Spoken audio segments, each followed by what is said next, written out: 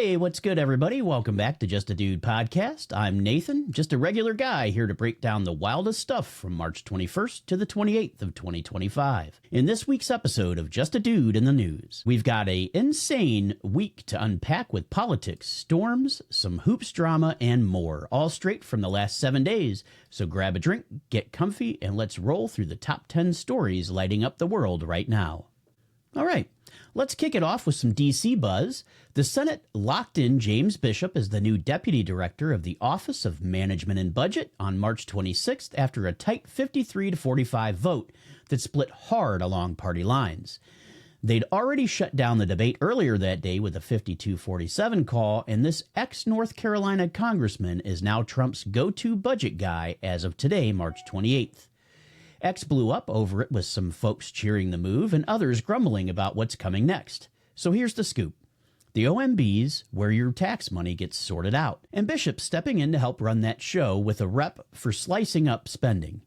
People are saying he's all about pushing Trump's lean government vibe, which has X split between heck yeah and oh no, my wallet. He's in the hot seat now, juggling billions and some big decisions. Bishop's no newbie to this game. He was in the House from 2019 to 2025, even took a swing at North Carolina AG last year. And yeah, he's the guy from the 2016 bathroom bill drama. The Senate vote was a close one with Dems digging in their heels, but 53 Republicans got it done. Social media is buzzing with fans calling him a budget savior, while others are prepping for leaner days ahead. What's the next play? Bishop's already linking up with OMB head Russ Vought to tackle 2026 budget cuts. And the Senate was juggling another vote that day for Aaron Reitz as assistant AG. So DC was a madhouse this last week. This could mean a tighter ship or spark a huge fight, but either way, it's real now. Bishop's got the wheel, and the money moves are about to get spicy. Let's bounce over to Nigeria real quick. President Bola Tinubu shook things up on March 27th by naming 4 new folks to the Nigerian Content Development and Monitoring Board's Council, including the sharp cat Olusegun Omosin from the Insurance Commission. The NCDMB is all about keeping oil and gas cash in Nigeria instead of letting it slip away, and X was loving it, hyped for some fresh energy in the mix. Big deal for their oil game, no doubt. This landed Thursday, and it's all about getting that council moving again after some empty seats slowed everything down. Tinubu's crew is pushing hard for more local jobs and profits, something they've been grinding on since 2010. We don't know the other 3 names yet, but I bet there's solid picks too. Social media was all over it, shouting finally, after waiting forever on this. Here's why this is a thing. Oil's the heartbeat of Nigeria's economy, and this council's got to stop foreign companies from snagging all the loot. Omosin's insurance know-how might lock down the money side tight, which could be a game changer. People on social media are pumped now that it's official, and the energy world's got its eyes peeled. So what's the upside? If these 4 crush it, Nigeria could keep more cash and jobs at home, especially with oil prices jumping around. Tinubu's banking on them to deliver big time, and the stakes couldn't be higher. We might see some real wins by late 2025 if they play it smart. Fresh start, big hopes. Let's see how it rolls. All right, sports crew, hold on to your hats. The NBA got rocked on March 25th when Damian Lillard got sidelined indefinitely with a blood clot in his calf. Some deep vein thrombosis mess that's got him on thinners with no return in sight. Playoffs are creeping up fast, and social media is a total circus with fans praying for Dame while freaking out over a Milwaukee shot. This 8-time All-Star going down? Oof, that's a gut punch. This hit Tuesday, and it's a brutal twist for a Bucks team already limping through the season. Lillard's been straight fire since landing in Milwaukee in 2023, dropping big points and clutch shots left and right. Now it's all on Giannis and the bench to hold it together, which is a tall order. X is flooded with love for the guy, but pure panic for the postseason. Here's the rough part.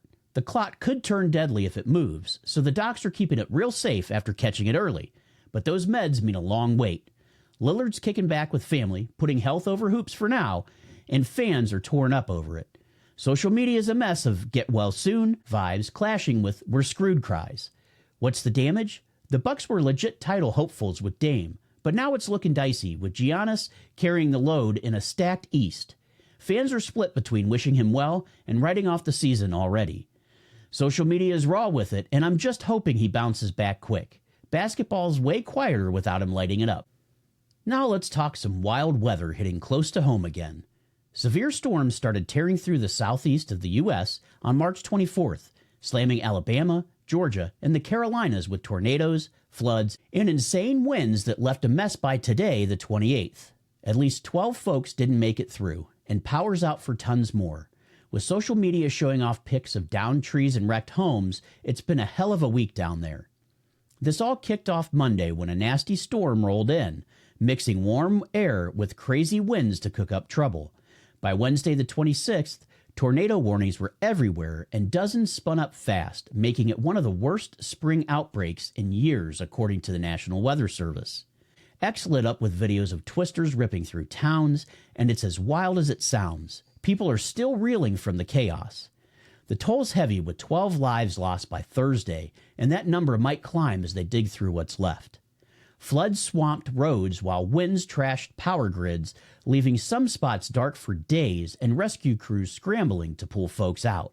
Social media is full of stories of neighbors stepping up, but it's a brutal scene no matter how you slice it. The Southeast's taking a beating this time. Looking ahead, cleanup's going to drag with millions in damage on the table. Weather folks are pinning it on a warm, wet March that's like tornado catnip, and FEMA's rolling in with help while locals pitch in as well. Social media is all about that community grit, but this one's going to leave scars. Thoughts are with them. They're tough, but damn, this hurts. All right, music fans, let's switch gears. Stray Kids flipped the script on their Dominate World Tour set list by March 28th, ditching solo performances like Hold My Hand for the Latin American leg and going all in on group and unit tracks. Fans who shout out big for those personal moments are ticked off, and X is a straight-up battlefield with some loving the team vibe while most are fuming. It's a bold move that's got everyone talking. This tour's been a monster with packed crowds and wild energy, tearing up at venues left and right. Those solo stages were pure gold, giving each of the 8 guys a chance to shine on their own, so cutting them feels like a gut punch to the faithful. No word yet on why they did it, but social media is guessing timing or logistics, though that doesn't cool the heat. Ticket prices weren't cheap, and people are letting it rip online. There's a flip side, though. The new set lists got some slick group moves and big anthems that a chunk of fans are vibing with, saying it's Stray Kids at their tightest. But the diehards aren't having it, arguing those solos were the heart of the show. And X is loud with the heartbreak. It's a love-hate split. Grateful for the gig, mad at the swap. So what's the play? The tour's still rolling, and if the noise gets loud enough, they might tweak it back. Stray Kids is massive with a global crew and sky-high expectations riding on them. This could be a test run or just a one-off. But X won't let it slide easy. Fans are a force to reckon with. Back to some U.S. shakeups. The Department of Health and Human Services dropped a bombshell on March 27th, announcing that they're slashing 10,000 jobs to overhaul how they roll. They're shrinking from 28 divisions to 15, even tossing in a new administration for Healthy America, and X is all over it, with some cheering the trim while others panic about healthcare. It's a huge move that hit Thursday, and people are feeling it. The idea is all about streamlining, cutting layers and waste with fewer regional offices, too, down from 10 to 5. HHS says it's about running leaner, not weaker, but 10,000 real people are losing gigs, and that's a gut check. Social media is buzzing with folks worried about Medicare and CDC gaps, though some say it's about time the bloat got chopped. Health's personal, so this one's hitting hard. Trump's team loves that small government life, and this fits right in, shaking up how health stuff gets done. Critics are yelling it could tank services, but HHS is swearing up and down it's all good, just tighter. Social media is a split screen of this is progress versus this is pain, and the debate's hot. It's a gamble with big stakes either way. Changes are coming fast, and it could save cash or spark a mess. Nobody's really sure yet. Social media is full of takes on what's next, with some betting on efficiency and others dreading the fallout. The overhaul's live now, and 10,000 jobs gone is no small thing. We'll keep an eye on this. Healthcare's too big to ignore. Let's pivot to some global vibes. The U.S. and Russia wrapped up talks on March 24th, nailing down a Black Sea ceasefire that got Ukraine on board by the 27th, and it's a big deal if it sticks. They're aiming to keep shipping safe and stop the military flexing out there, calming down a tense spot. X is torn between hope and yeah, we've heard this before, but it's got everyone's attention. The Black Sea's always a hot mess with trade routes and navies bumping heads, and this deal's been brewing all month. It locked in on Monday the 24th, banning attacks on civilian boats, which is clutch for food and oil moving smooth. People on social media are cautiously stoked, but trust thin after years of drama. White House is calling it a team win, fingers crossed that it holds. Ukraine's been choking with shipping blocks, and Russia's navy loves to strut, so this could ease both if it works. X is wondering if it's just a breather or real peace, and nobody's betting the farm yet. The deal's fresh as of Thursday, and it's live now, so we're watching it play out. Could mean smoother trade or just another false start. Why does it matter? Billions ride on the sea staying open, and one slip could tank it all over again. History's not exactly cheering for this, but it's a step off the edge for now. Social media is all over the possibilities, and I'm hoping it's more than talk. Let's see if they can keep the peace. Back home, stocks took a dive on March 26th, and it's all because Trump's got his auto tariff thing hanging over everyone's head. Tech like Tesla and Nvidia got smoked as markets braced for his big reveal. Supposed to hit late that day or the 27th, but we're still waiting as of this morning, 28th. Ex-traders are sweating bullets, freaking about a potential trade war. It's a midweek mess after a shaky month. Trump's keeping us guessing, that's for sure. He's been hyping this forever, all about protecting U.S. jobs and pumping up Detroit, classic Trump move. No words dropped yet, and social media is buzzing with "where is it?" vibes, while the Dow and NASDAQ slide hard. Car prices could jump if it lands, and Canada and Mexico might clap back. Trade dramas are brewing. Markets hate this limbo, and he's serving it up big. Tesla's been a roller coaster, up on the 25th, then crashing by the 26th, and X can't decide if it's jobs or chaos coming. The pitch is more U.S. plants humming, but it might just tick off allies and jack up costs instead. People are split online. Some stoked for factory wins, others dreading the bill. It's a coin toss with huge stakes either way. So where are we at? Still no announcement. Maybe it's dropping today, but if it hits, your next ride's going to cost more, and dealers are antsy. This is a mix of memes and meltdowns, and Wall Street's on edge. Could be a game changer or a bust. Stay tuned. This one's live and loud. Let's swing over to North Korea real quick. Kim Jong-un was out there on March 27th bragging about AI, suicide drones, and some early warning planes, hyping it up as a military leap. These are freaky crash and bomb bots guided by smarts with no pilots, and X is split between whoa, cool, and here we go again. Kim's flexing hard, and it's got the world's ears perked up. This landed Thursday, right in line with his missile test antics, keeping him busy as ever.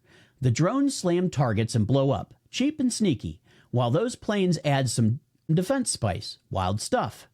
No proof they're flying yet, but the noise is enough to rattle folks, and social media is half impressed, half nervous. This is classic Kim, big talk and big stares. South Korea and the U.S. are clocking it close. If it's real, it's a curveball for the region. AI and war is already sketchy, and Kim jumping in means precise hits with low risk, which has X buzzing about Pentagon tension. People are tossing dark jokes online, but this could shift things if it's legit. Might be a game changer or just more hot air. What's his angle? Probably rattling cages for leverage. Same old Kim playbook with a sci-fi twist. Sanctions make tech tricky, so X is calling the bluff. Though some say don't sleep on it. It's a wild card in a tense standoff, and we're all watching. Let's see if it takes off or fizzles. Definitely crazy times. All right, let's wrap up with something chill, and we covered this last week as well. Everyone's hyped for a partial solar eclipse that's going to happen tomorrow, Saturday, March 29th, and NASA's map dropped on the 27th, showing it'll hit the US, Canada, and Europe late morning to afternoon. Social media is all about grabbing glasses and throwing watch parties. Space nerds are living for it. It's a nice little breather after a nuts week. Prep's been cooking since Thursday, so check your spot and snag some gear. Don't fry your eyes staring raw. It's not a full blackout, just a bite of the sun, but still dope, though weather could crash it if it rolls in. We're all praying for clear skies, and I'm right there with them. Fingers crossed. Free cosmic show. You can't beat that. Why is it cool? These don't pop up often, and science gets to peek at the sun's corona while we just gawk in awe. Last one's old news. Next biggie's 2026. So X is pushing everyone to catch it, and schools are hyping kids up too. People online says it's a break from the grind, and I totally get that. Look up tomorrow if you're in the zone. It's a vibe. So gear up today, and let's hope the skies play nice for a sweet end of the week. Social media has been buzzing since the 27th about this, and it's the perfect cap to all this madness. Could be a chill win if the clouds chill out too. And that's a wrap on Just a Dude Podcast, your rundown of the top 10 news stories from March 21st to the 28th of 2025. From job cuts to eclipses, we've hit it all. Hope you're still hanging in there. You can hit me up on social media. I'm on all major platforms, or send me an email if you have something you'd like to discuss. Also, don't forget to follow us on your favorite podcast platform. Review, like, and subscribe, and share this episode if you know someone who would like it. This has been Nathan with your takes for this week's news. I want you to stay real, stay chill, and we'll see you next time.